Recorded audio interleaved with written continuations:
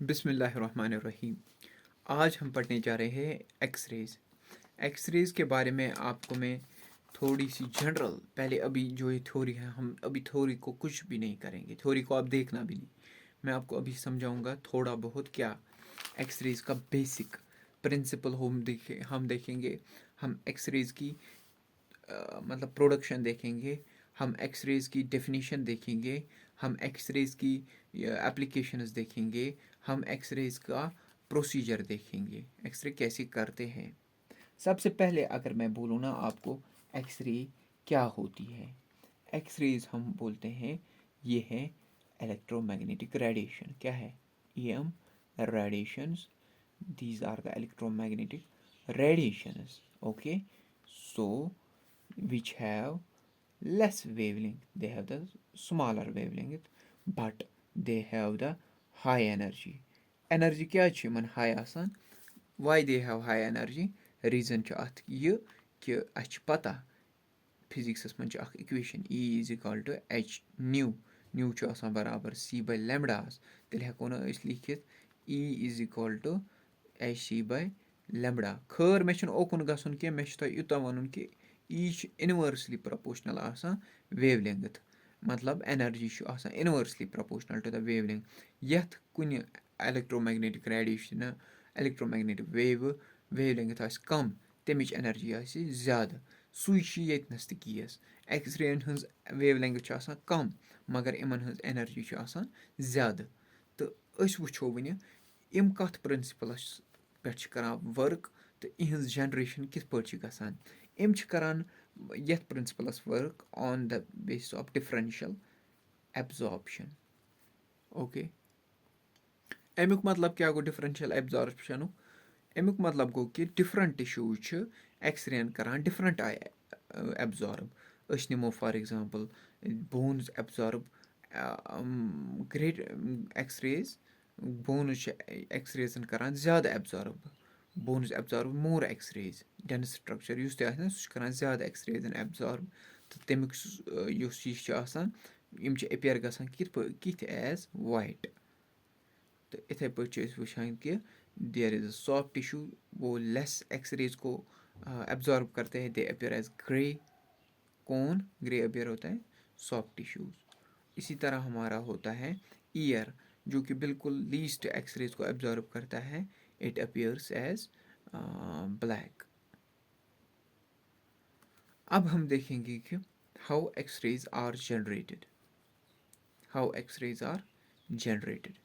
इसके लिए मैं आपको एक डायग्राम यहाँ पे बना के दूंगा, होप है कि आपको वो अच्छे से समझ आएगी।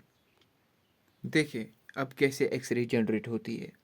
तो हम क्या करते हैं, जब हम इलेक्ट्रिसिटी इसको प्रोवाइड करते हैं तो ड्यू टू इलेक्ट्रिसिटी वो पास होती है through this tungsten wire. Tungsten wire में हम देखते हैं कि there is production of heat, और उस हीट की वजह से हम देखते हैं कि यह अपने इलेक्ट्रॉन्स को लॉस करता है। कौन? टंगस्टन अपने इलेक्ट्रॉन्स को लॉस करता है। तो ये इलेक्ट्रॉन जब लॉस होते हैं, इन इलेक्ट्रॉन्स को हम वोल्टेज दे के पोटेंशियल केवी इलेक्ट्रिक पोटेंशियल दे के ये करते हैं, रन करते हैं टुवर्ड्स द कैथोड। और these fast moving electrons hit the metal target, जो कि यूजुअली हमारा टंगस्टन होता है। टंगस्टन क्यों होता है? इसकी भी के पीछे भी एक कहानी है, इसके पीछे भी एक दास्तान है। तो अब छोड़ो, वहाँ नहीं हमें जाना है। अब हम रखेंगे इधर की ओर ध्यान।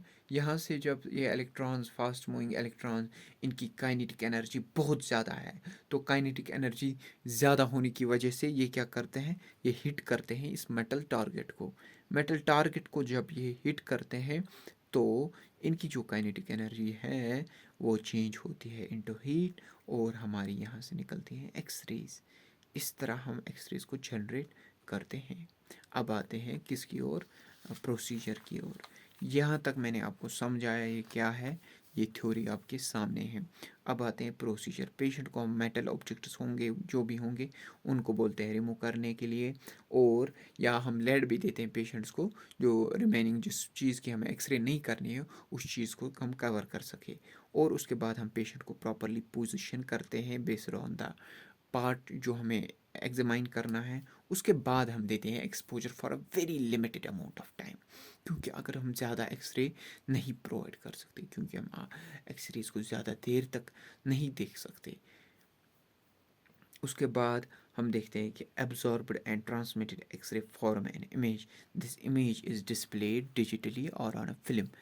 ये जो एक्सरेज हैं, एब्जॉर्ब्ड और ट्रांसमिटेड एक्सरेज, इनको यूज़ करके हम देखते हैं कि हम या तो इनको डिस्प्ले पे दिखाते हैं या तो फिल्म के ऊपर।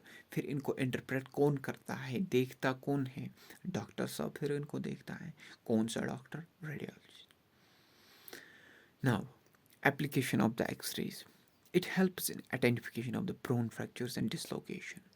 फॉर एग्ज़ाम्पल, खुदा ना करे किसी की हाथ टूट गया, उंगली टूट गई, तो सबसे पहले इन्वेस्टिगेशन जो हमारी होती है, तो हमारी होती है वो एक्सरे। ठीक है। और उसके बाद हम देखते हैं कि चेस्ट एक्सरे हम करते हैं to detect the lung infection, pulmonary TB, या हम करते हैं नमोनिया को डायग्नोस। उसके बाद हम देखते हैं कि डेंटल एक्सरे भी हम करते हैं, किडनी स्टोन्स को हम डिटेक्ट करते हैं बाय दिस एक्सरे। मैमोग्राफी को हम करते हैं ब्रेस्ट सी, अगर कैंसर होगा ब्रेस्ट का, उसकी स्क्रीनिंग के लिए हम करते हैं मैमोग्राफी, जो इट्सेल्फ वर्क करती है on the base of X-ray, तो detect tumours and infection. Musculoskeleton में इसकी अपनी एप्लीकेशन है, जैसे joint disorders, bone detection disease, या detect bone tumours, bone detect disease, joint disorders में ऑस्टियोआर्थराइटिस, रूमेटॉइड आर्थराइटिस में डिफॉर्मेशन जो होती है बोन्स की, उसको डिटेक्ट करता है। बोन डिजीज़ लाइक ऑस्टियोमाइलिटिस, या हम देखते हैं रिवकेटिस है, पेजेट्स डिजीज़ है, detect bone tumours and cysts, benign and the malignant tumours, bone cysts. इसी तरह हम देखते हैं कि bone infection is use to evaluate bone infection such as osteomyelitis, septic arthritis, assessment of the congenital abnormalities like club foot हम देखते हैं, spinal deformity like scoliosis, spinal assessment for scoliosis, kyphosis और lordosis के लिए, vertebral fractures, disc space narrowing helps in detection of the foreign body in muscle। आपको समझ आया बेटा? आज के लिए इतना ही, तब तक के लिए दीजिए इजाज़त। अल्लाह हाफिज़।